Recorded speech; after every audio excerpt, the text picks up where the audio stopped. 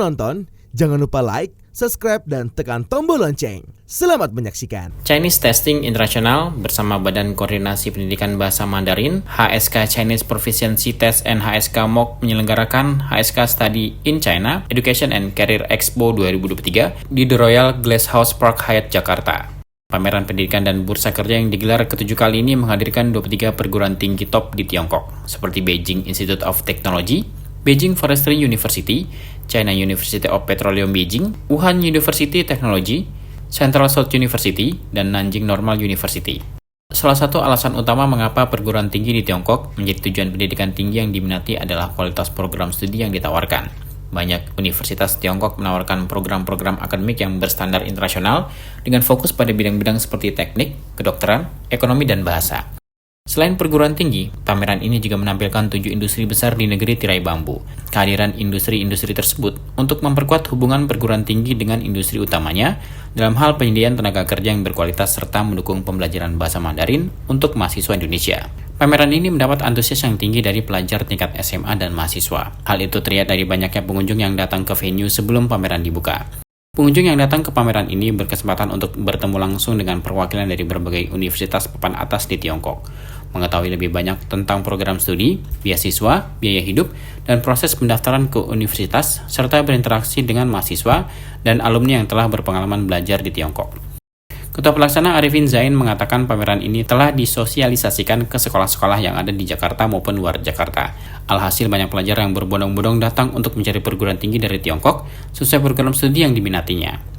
Menurut Arifin, selain pendidikan tinggi berkualitas, tinggal di Tiongkok juga memberikan pengalaman kultural yang mendalam. Mahasiswa Indonesia memilih belajar di Tiongkok memiliki kesempatan untuk merasakan budaya yang berbeda, memperluas wawasan, dan membangun persahabatan internasional yang berharga. Kali ini kami ada 23 perguruan tinggi dari Tiongkok, termasuk yang kalian mungkin sudah kenal, Tsinghua Daxue.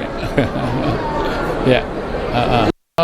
Kali ini boleh kata sudah terkenal semua 23 itu. Ya, agak terkenal, ya ternama. Ya. Yang hadir ada 7. Ya, yang 7 ikut pamer di sini ya.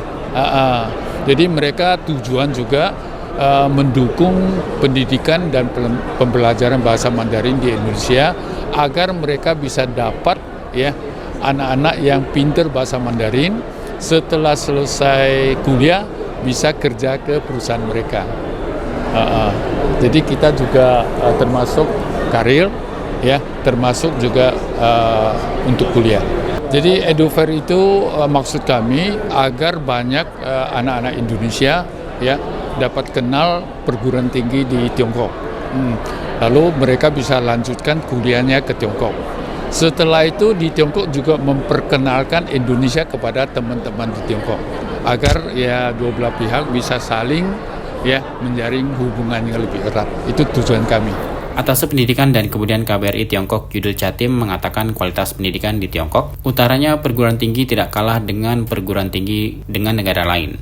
Bahkan Yudil pernah merasakan mengenyam pendidikan tinggi di negeri Panda tersebut. Pada kesempatan ini, Fadil berharap pameran pendidikan dan bursa kerja dapat membuka peluang untuk kerjasama antar perguruan tinggi di Indonesia dengan perguruan tinggi serta industri dari Tiongkok. Sehingga industri di Tiongkok tidak perlu mendirikan pusat pelatihan, cukup dengan memanfaatkan perguruan tinggi yang ada di Indonesia untuk mencetak sumber daya manusia yang berkualitas dan bermutu. Saya kan sebenarnya sebagai Atase Pendidikan dan Kebudayaan di KBRI Beijing ya. Saya belum ada setahun, baru 10 bulan, tapi kerjasama dengan Tiongkok ini terlihat sangat menarik sebenarnya. Apalagi kan sekarang hampir rasanya investor terbesar di Indonesia mungkin dari, ya ada sih dari Singapura ya, dan dari Tiongkok, tapi dari Singapura pun kayaknya pakai bahasa Mandarin juga ya. Nah, jadi kayaknya sebagian besar itu dari Tiongkok. Nah, nggak ada cara lain daripada kita nanti yang terlalu banyak nanti tenaga kerja dari mereka yang hadir, kan mendingan kita bekerja sama dengan pendidikan. Sehingga nanti seperti yang saya bilang, bahwa kampus-kampus di Indonesia menyiapkan diri untuk menjadi tanda kutip sebagai corporate university-nya industri, sehingga industri nanti tidak perlu lagi mendirikan corporate university-nya sendiri atau bahkan training center-nya sendiri, tapi manfaatkan saja kampus-kampus di Indonesia yang sudah ada sebagai corporate university-nya mereka.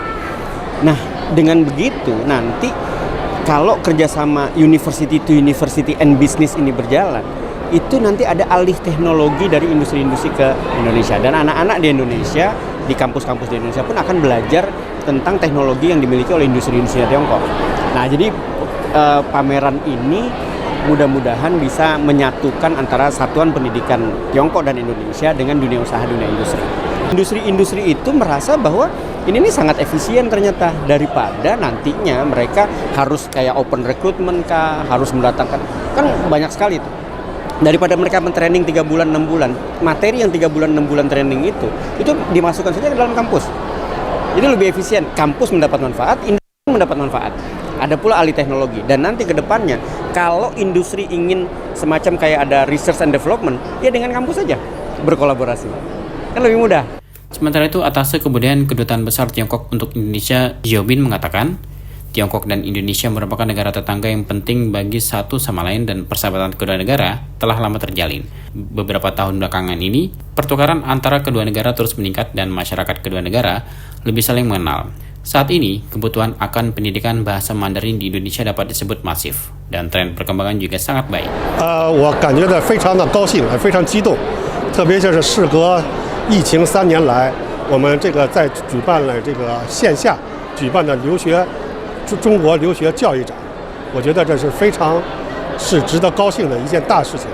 而且这个特别是我们这留学教育展，我们做的是青年的工作，是增进两国青年之间的互相交往，增进两国留学生之间的友谊啊，这个特别符合前些一直以来习近平主席和佐科总统会见时达成的一致，就是促进两国民心相通，促进两国青年的友谊，促进两国教育合作。